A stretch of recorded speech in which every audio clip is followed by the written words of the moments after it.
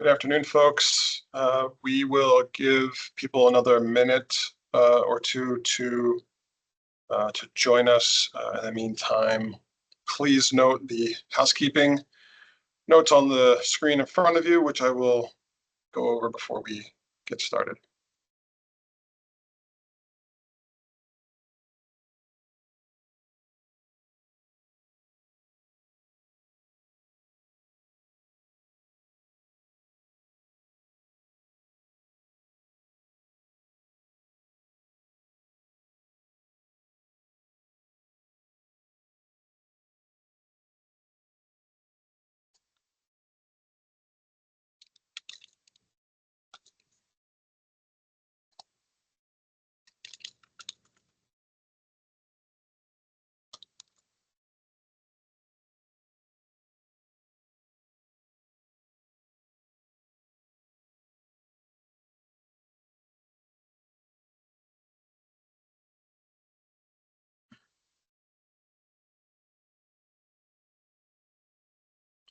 All right, well, the speed at which people are joining us seems to have slowed down. Perhaps I spoke too soon, but to stay on schedule as much as possible, we're gonna get going here. Before we jump into the webinar, I'm going to cover a few basic housekeeping items.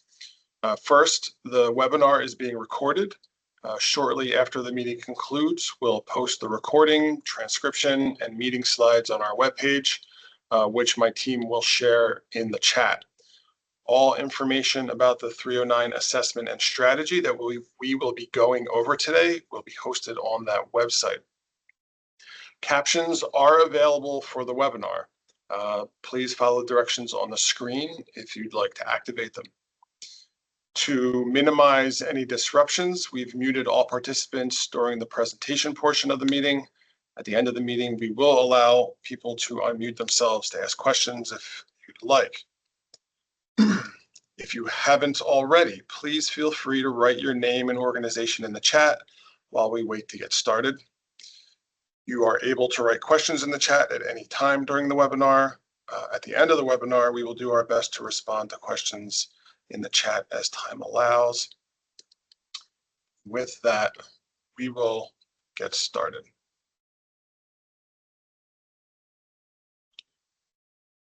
Okay, so for those of you new to the 309 assessment and strategy, or if you need a bit of a refresher, today is meant to provide you with an overview of the process and to explain how you can contribute your own expertise and feedback throughout the activity. First, I'm going to introduce DEP's 309 team. I'll start with myself. I'm Nick Angarone. I'm New Jersey's Chief Resilience Officer and New Jersey's Coastal Manager. We have several on the staff. We have several staff on the call today who are leading the process, and I'm just going to name them very quickly instead of going through individual intros. We have Becky Hill, Kevin Hassel, Devin Haynes, Ali Haran, Montana Knutson, and Mark Wen. You are going forward in the process. You are more likely to hear from them than you are from me. All right, let's go to the next slide. All right, I'm going to start with a brief overview of New Jersey's Coastal Management Program, or as you may hear us refer to it, the CMP.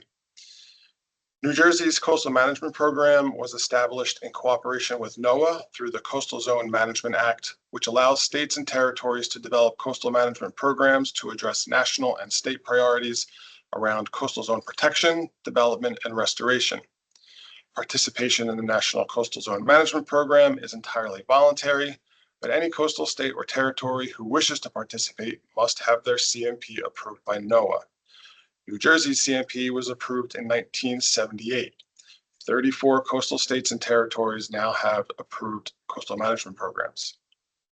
New Jersey's program addresses a wide variety of coastal issues of both national and local importance, including ocean resources, wetlands, coastal hazards, aquaculture, climate change, offshore energy development, and sustainable and resilient coastal community planning. One of the ways we do this is through enforceable policies, which are our permitting programs and coastal land use rules and regulations. Importantly, permitting is just one aspect of the coastal management program. In fact, there are many key functions of the CMP, from administering coastal grant programs to communications around climate change and coastal hazards. Next slide. The work of the coastal program is generally limited to the coastal zone. For the purposes of the CMP, the coastal zone is defined by those towns defined in the Coastal Area Facility Review Act, or CAFRA, and or that have tidally flowed waters, which accounts for over 40% of New Jersey municipalities and approximately 1,800 miles of tidal coastline. This makes the coastal zone a very diverse area from a geological, historical, environmental, and socioeconomic perspective. I will note the difference between the coastal zone and the CAFRA area, which you can see on the map, which are frequently confused. Go ahead, slide. The wide array of priorities and responsibilities under Coastal Management Program requires a diverse array of DEP programs to help implement and manage it. You can see on this slide just how many different programs are part of the Coastal Management Program. We refer to New Jersey's CMP as a networked program, meaning that no one single office is the Coastal Management Program, but rather many offices working together to achieve our goals and priorities. And with that, I'm going to turn it over to Becky Hill, who's now going to go into detail in the 309 assessment and strategy. Hi, everyone. Okay, so as the name says, there are two main goals that the CMP is working towards when we're completing our 309 process. One is to assess the problems and opportunities in 9 enhancement areas and how effective we're currently being in addressing those problems and opportunities. And the second is to develop 1 or 2 strategies to improve how our program addresses specific high priority problems and opportunities. So the slide lists the 9 enhancement areas. These are selected by NOAA, and every coastal program has to evaluate them. Each strategy we develop as a result of this process has to work towards changing or enhancing our program in some way. That can be through enforceable policies, like Nick mentioned, which is meaning regulatory changes or updates, or we could add efforts to what we do annually to improve the way we manage and support our coastal resources. To accomplish these 2 goals, we break the assessment into 2 parts. The first is a high-level assessment that we complete for all 9 enhancement areas. You might hear us refer to this or see this referred to as phase 1. The result of this first phase is that each area, each topic will be identified as low, medium, or high priority.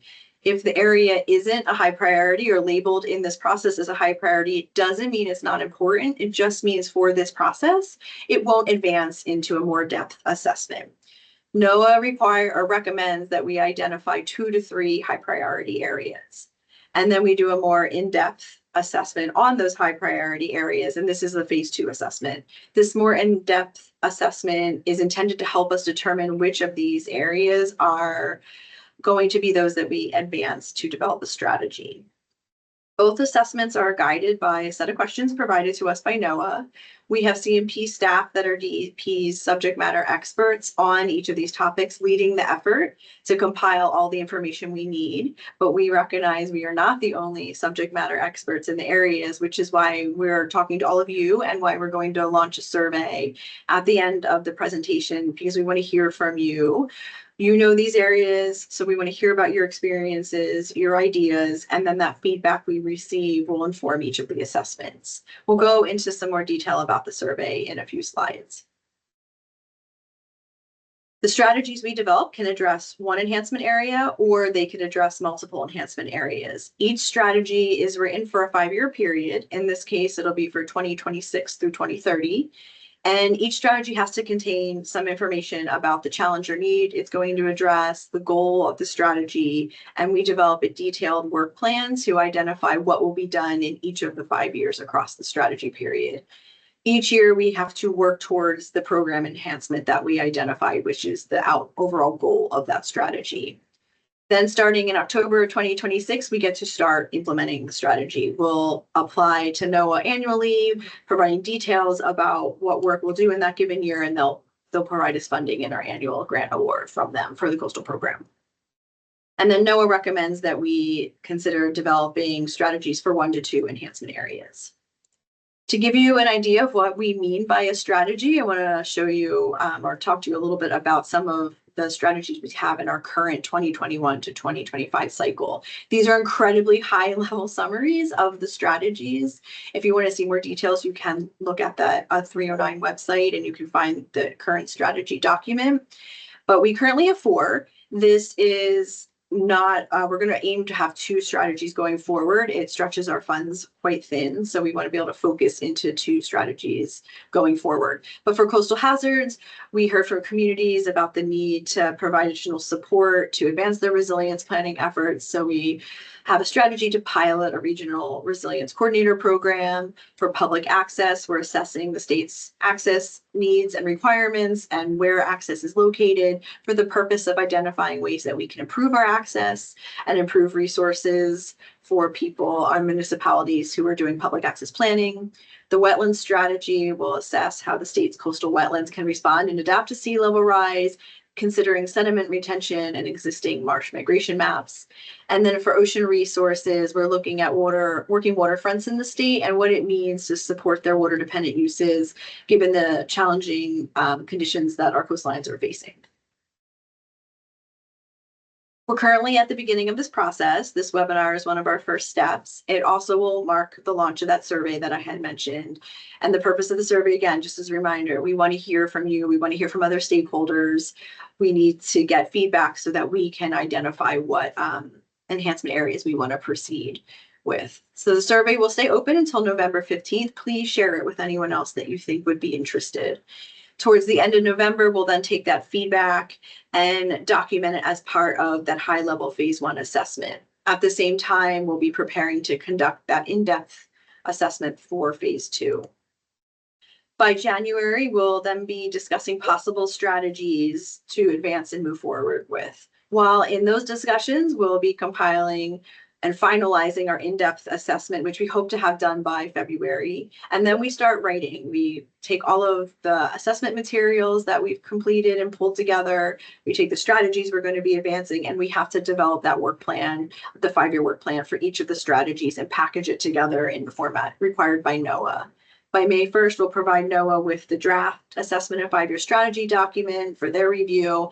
And at the same time, we're going to release that draft for a 30-day comment period to, again, hear from our stakeholders and receive feedback.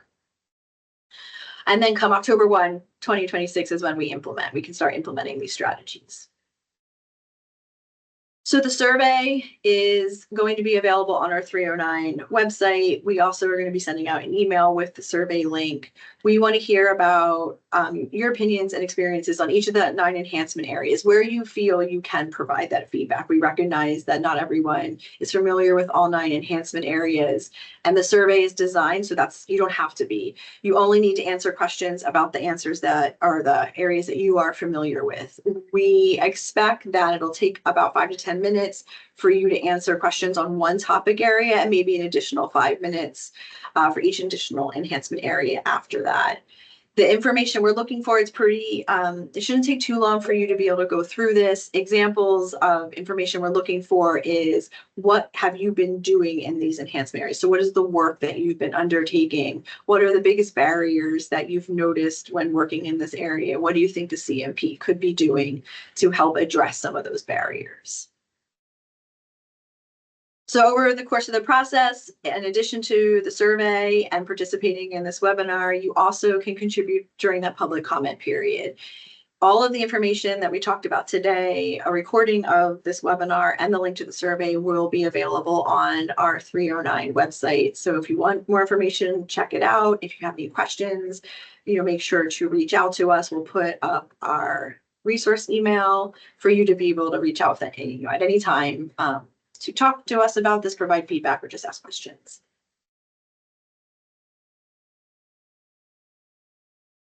So that's all we have for now. So if people do have immediate questions, concerns, comments that they want to share, we can do that now. You can place those questions in the chat. You can raise your hand and we'd be happy to talk through any of them.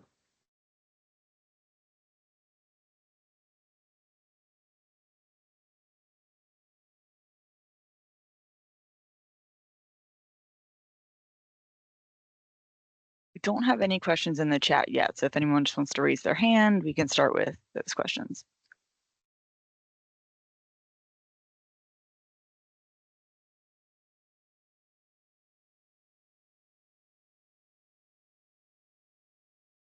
We have one question in the chat.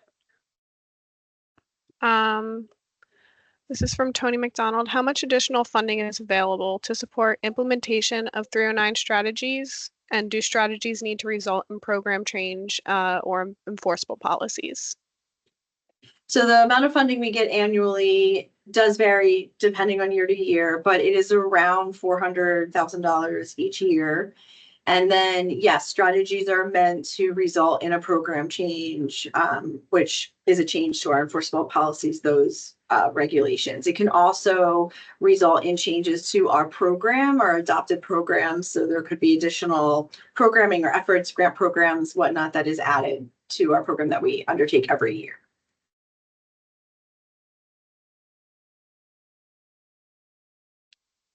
We had another question just to share the QR code. So we did share the survey link in the chat.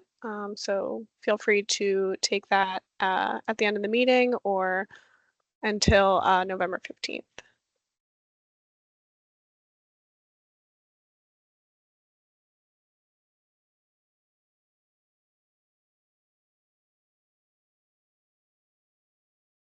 I see a hand raised.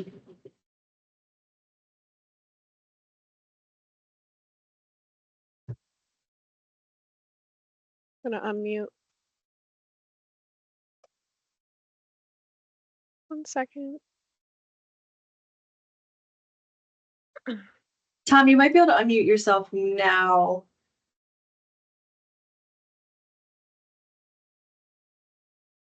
And while we're working through that, I see another question in the chat. Does the department have any preliminary strategies identified in this next CMP cycle? We do not, Nick. We don't have anything. The assessment we're undertaking, that high-level assessment, will help inform which strategy areas, which enhancement areas we want to develop strategies for. So right now, we don't have anything.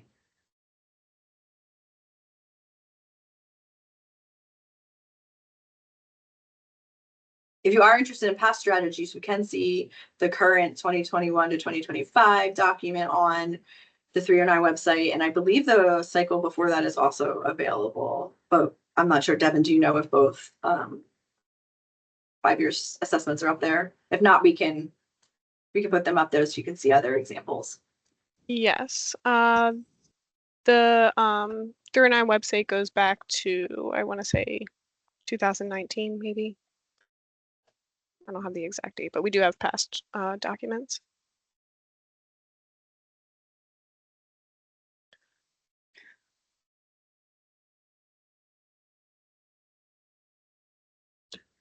There's a question from Liz in the chat. Will there be a connection between the new 309 strategies and the big NOAA grant you just received?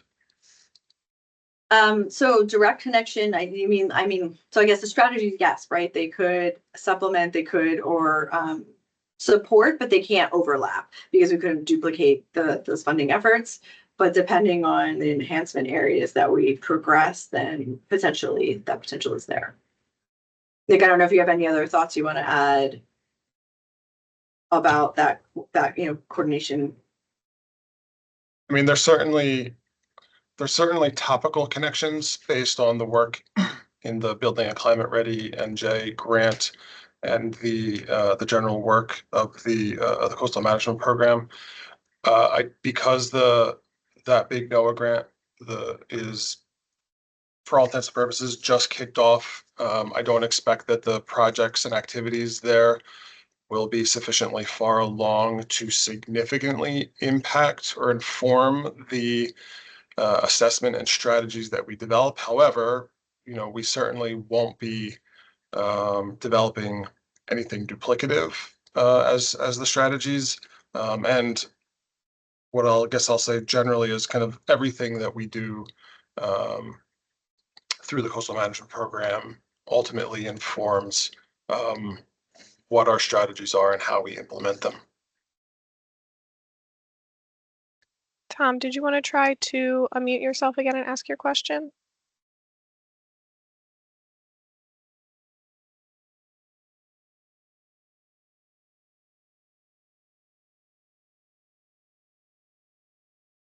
we'll keep working on that one. There is another question in the chat.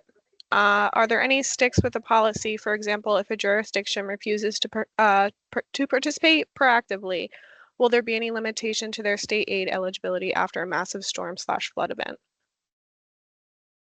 So the post-storm funding comes from multiple federal funding sources. So there is not necessarily a connection from outside of from NOAA, but it's a requirement of us to receive annual funding for the coastal management program. So if we were not to participate and undertake this assessment, that would mean we would no longer be an approved coastal management program. I mean, there's not been any states that I'm aware of that have done that effort because it's just one of the requirements that we accepted when we submitted our coastal program application to NOAA to become a partner with them.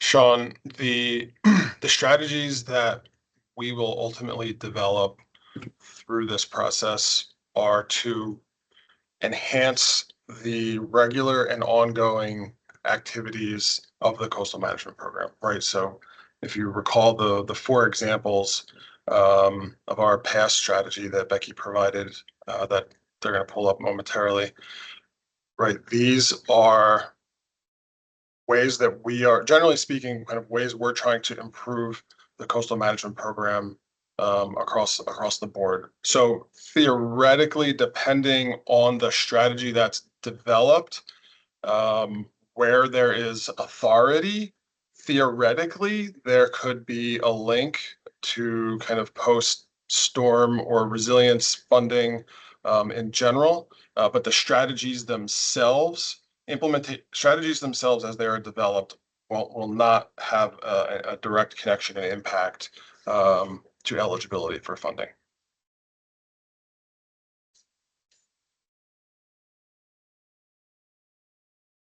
Tom, I don't know if you've seen the chat, but if we're unable to kind of get you off of mute, if you want to put your question in the chat, we will try to address it.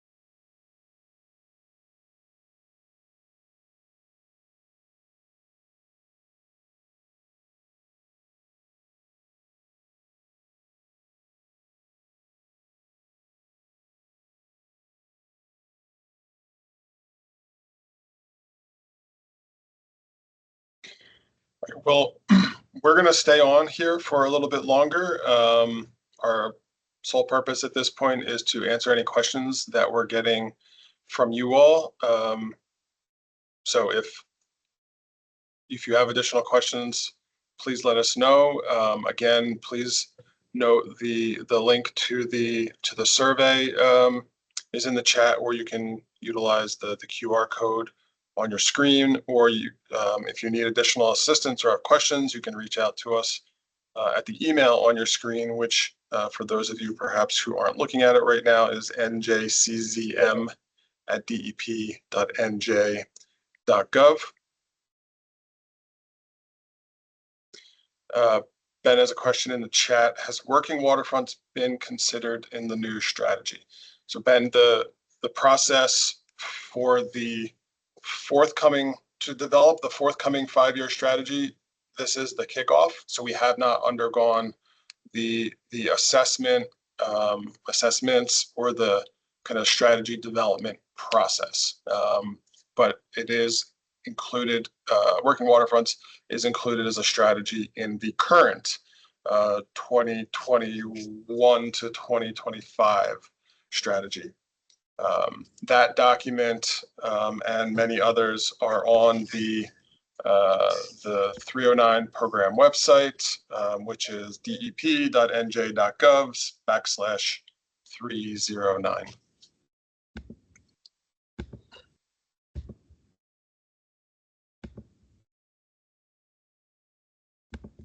Looks like you're unmuted, Tom, if you want to go ahead.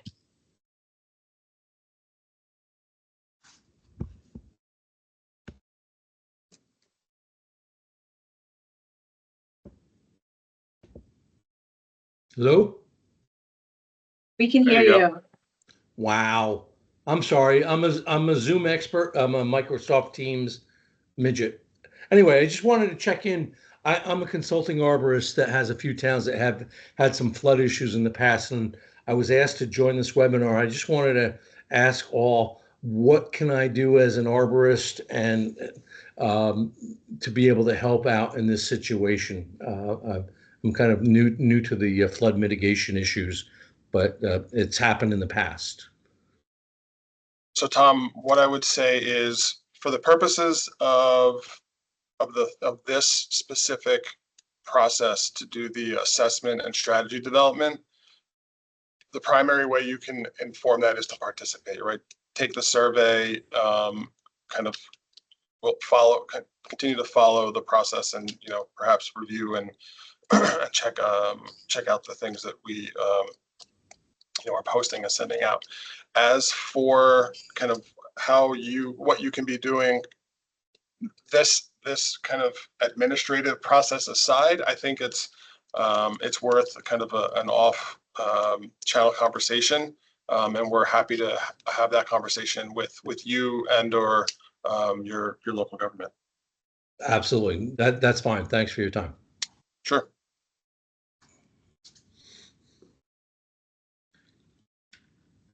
And Ben, I just answered in the chat, but working waterfronts would be identified under ocean resources within that document that you were looking at. So there won't be a header for working waterfronts. It'll just, the work will be described under ocean resources.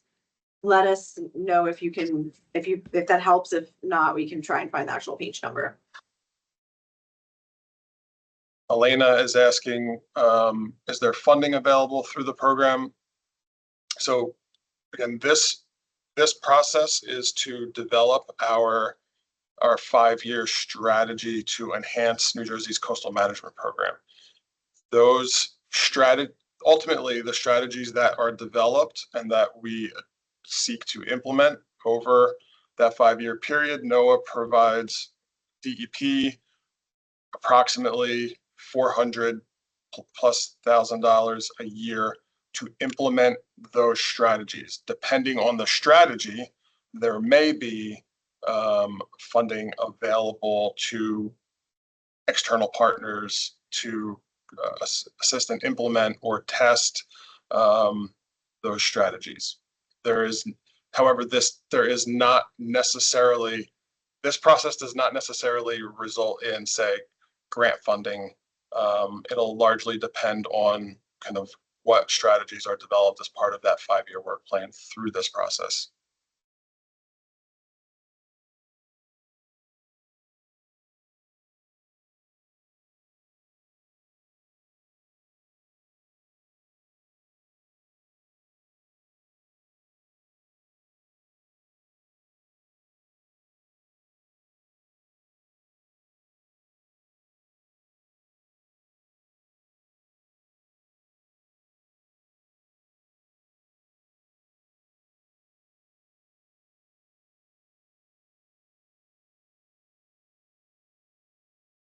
Well, we've hit a nice round number with time here at 1:30.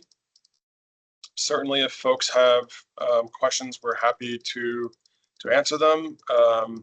Otherwise, I will kind of point you to the various ways to contact us currently on your screen, whether through social media, through the QR code for the survey, or via email.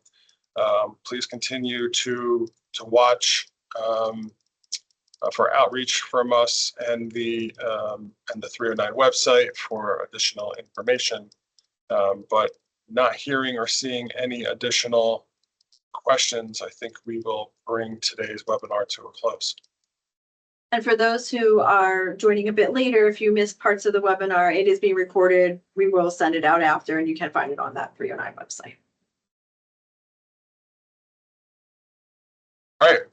Thank you, everybody. Appreciate you spending time with us today, and we look forward to to hearing from you all.